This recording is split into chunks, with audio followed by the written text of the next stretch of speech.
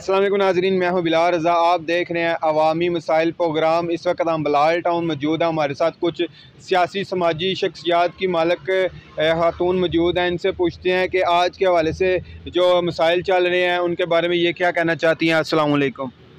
वालेकुम अस्सलाम। मसले होते हैं घर में बाहर आने जाने में, जैसे आप एक स्कूल के अंदर प्रिंसिपल भी हैं तो आपको काफ़ी मसाइल होते हैं, जैसे रोड टूट फूट होती है, घर में गैस नहीं आती, बिजली नहीं आती। तो आप क्या कहना चाहती हैं इन मसाइल के बारे में?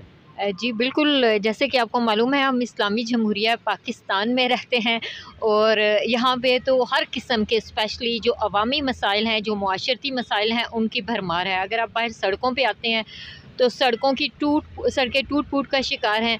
रिक्शे पे तो सोचा ही नहीं जा सकता, बस यही डर लगता है कि अभी गिरे के गिरे। लेकिन अल्हम्दुलिल्लाह हमारे इलाके में चौधरी ज़फ़र इकबाल साहब ने काफ़ी एफ़र्ट की है। अभी आज बिलाल टाउन जो है वो जीटी रोड डिग्री कॉलेज से लेके डिंगी पुली तक रोड का इफ्तिताह किया है और उम्मीद है कि इंशाल्लाह within a week Bilal Town की भी जो मेन रोड्स हैं उनका इफ्तिताह हो जाएगा। रोड्स के ऊपर तो चलें थोड़ा बहुत काम हो रहा है, लेकिन इसके अलावा और बहुत ज़्यादा हमारे सोशल इश्यूज़ हैं, लाइक लोड शेडिंग। आज भी आपको मालूम है कि बिजली मुअत्तल है, ठीक है। कोई काम करने लगते हैं, हम लोगों ने ज़ाहिर है जैसे मेरा स्कूल है, हमें प्रिंटिंग का ही सबसे ज़्यादा इशू होता है कि कोई भी काम हमें करना है, कोई आ जाएगा, कोई हमें डॉक्यूमेंट उनको इशू करना है तो लाइट ही नहीं होती। यूपीएस पे हम कितने दिन कितनी चीज़ें चलाएं, जनरेटर पे कितनी चीज़ें, फ्यूल ऑलरेडी इतना महंगा है। और सबसे ज़्यादा जो सर्दियों में मसला है ना, वो सुई गैस की जो फराहमी है, वो सारा दिन नहीं, वो रात को देते हैं, रात के गैस आती है। तो इन चीज़ों पे गवर्नमेंट को और सरकारी इदारों को जो है वो प्रायोरिटी बेसिस पे करना चाहिए। फिर सीवरेज एक बहुत बड़ा मसला है।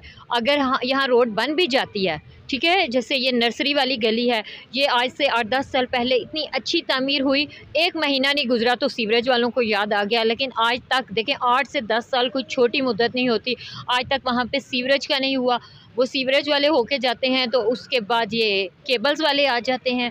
तो ये थोड़ी सी मिसमैनेजमेंट हमें नज़र आती है कि अगर चीज़ें वेल ऑर्गेनाइज तरीके से हों, अगर आप स्ट्रीट्स की या रोड्स की कंस्ट्रक्शन स्टार्ट करने लगे हैं तो उससे पहले सीवरेज और जितनी भी पाइपलाइंस अंडरग्राउंड आती हैं उनका ऑर्गेनाइज तरीके से पहले ही वो सारा वर्क हो जाना चाहिए और उसके बाद आना चाहिए।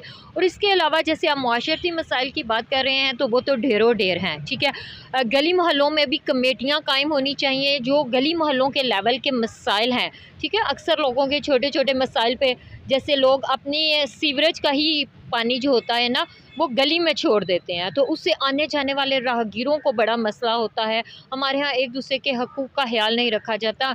मस्जिद के करीब ही मैंने बाज़ औक़ात देखा है कि लोग घरों की कंस्ट्रक्शन कर रहे हैं और पानी इसी तरह खुला है और आते जाते नमाजियों पे जो है छींटे पड़ते हैं। तो इस तरह छोटे छोटे तो ढेरों ढेर मसाइल हैं। जो कचरा होता है रोडों के ऊपर पड़ा हुआ, ये तो अब उठाया जा रहा है, पता नहीं कहाँ से उठाया जा रहा है जी। मैं जैसे आपने अभी जिक्र किया, मैं इस्लामाबाद ग्रामर स्कूल की प्रिंसिपल हूँ।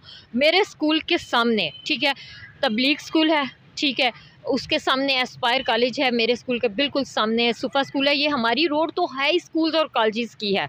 मैंने बारहा बल्दिया के साथ, म्यूनसिपल ऑफिसर्स के साथ बारहा कंप्लेन करवाई है, वहाँ पे कचरा डंप किया जाता है। मैं कहती हूँ कि देखें, एक दफ़ा अगर वहाँ पे बड़ी कंक्रीट की डस्टबिन, जैसे सिटी में बहुत जगह है और ये तो एक मेन पॉइंट है जहाँ पे स्कूल्स का और कॉलेजेस का जंक्शन है, तो वहाँ से अगर उठवा दिए जाएं, तो अगर आपके थ्रू ये काम हो जाए तो बड़ी आपकी नवाजिश होगी। ये एक बहुत बड़ा इशू है और जब वहाँ से हफ्ते में एक दफ़ा उठाया जाता है तो यकीन करें इतने फासले पे होने के बावजूद स्कूल में और क्लासरूम्स में ना वो नाकाबिले बर्दाश्त किस्म की स्मेल होती है, जो हम डोर्स बंद भी करें तो वो ख़त्म नहीं होती। सर्दियों में तो गैस काफ़ी अच्छी आती है, आपकी कैसी आ रही है? हमारी तो बिल्कुल भी नहीं आती, रात गे उठ के तो काम करना पड़ता है। और देखिए सिलेंडर जो है वो एक मुतबादल मौजूद है, लेकिन इतनी ज़्यादा महंगाई हो चुकी है कि अवाम की पहुंच से दूर है। और अब वो लकड़ियां जलाने का तो ज़माना ही नहीं है ना कि लकड़ियां जला के तो काम किया जाएगा, और वो कौन सा सस्ती मिलती हैं।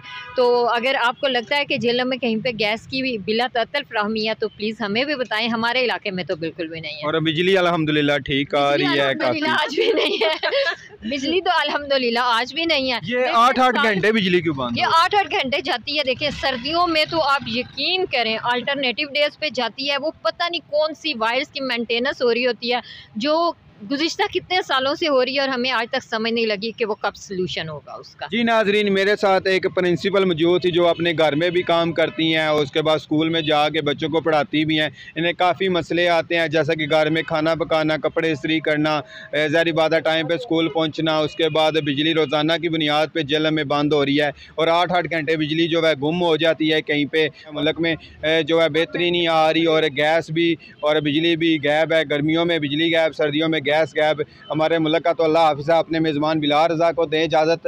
देखते रहें अवामी मसाइल प्रोग्राम। मिलते हैं नेक्स्ट प्रोग्राम में। अल्लाह हाफ़िज़।